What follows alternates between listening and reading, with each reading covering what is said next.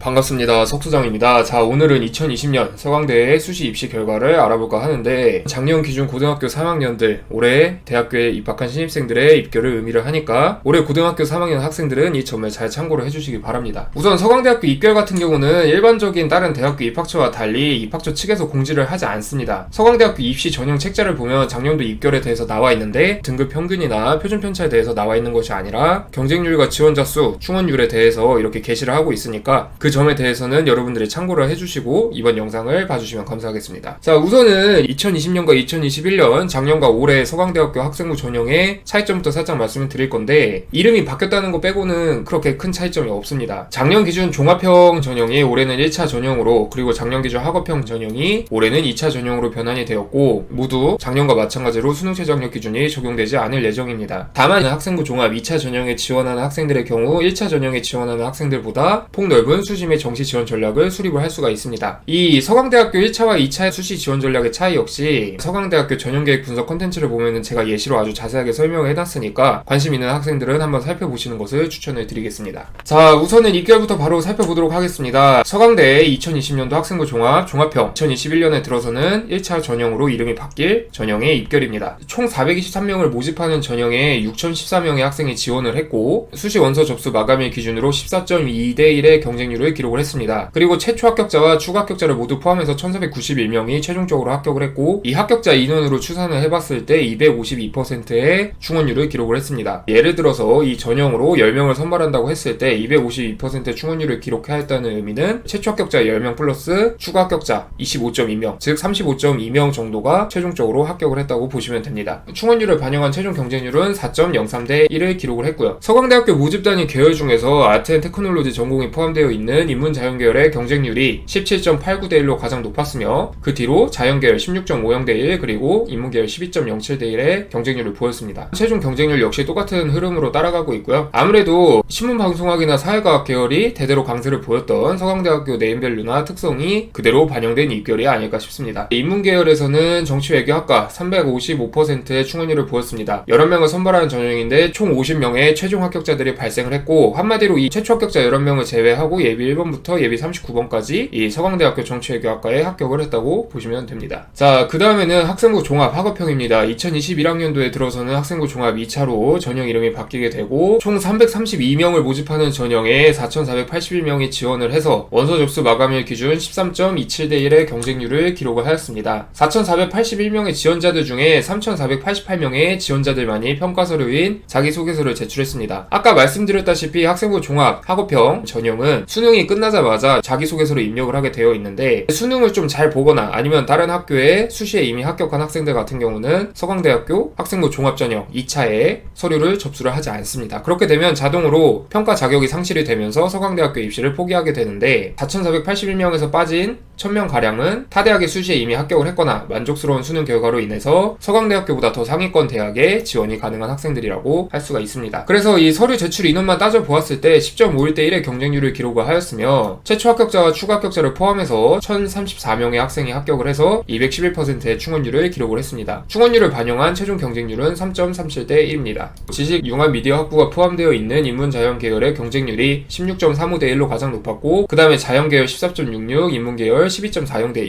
1의 경쟁률을 보이며 따라가고 있고요. 충원율 기준으로는 인문계열이 229%로 가장 높았고, 그 다음에 인문자연 200%, 자연계열 185% 순서로 따라가고 있습니다. 인문계열에서는 사회과학부의 충원율이 가장 높았는데 335%, 즉 20명을 선발하는 전형에 최종적으로 87명이 합격을 했다는 거고, 자연계열에서는 컴퓨터공학부가 가장 높은 충원율을 보였습니다. 15명을 선발하는 전형에 48명의 학생들이 최종 합격을 했죠. 작년 기준 학업형 전형에서 봤을 때 가장 중요한 것이 자기소개서를 제출한 인원의 비율인데, 가장 큰 폭으로 감소한 것은 인문계열 26%이고 인문자연계열과 자연계열 모두 약 18% 정도 감소한 수치를 기록을 했습니다. 자, 그 다음에는 소프트웨어 우수자 전형인데 크게 말씀드릴 점이 딱히 없어요. 작년이나 올해나 똑같은 인원을 선발할 예정이고, 작년 기준으로 총 16명을 모집하는 전형에 235명이 지원해서 14.69대 1의 경쟁률을 기록을 했습니다. 최초 합격자와 추가 합격자를 포함해서 최종적으로 40명이 합격을 해왔고, 이 최종 합격자를 반영했을 때 5.88대 18대 1의 경쟁률을 보였습니다. 150%의 충원율을 기록을 했고요. 자, 그 다음에는 학생부 종합 고른기회 전형입니다. 총 56명을 선발하는데 624명의 학생이 지원을 해서 11.14대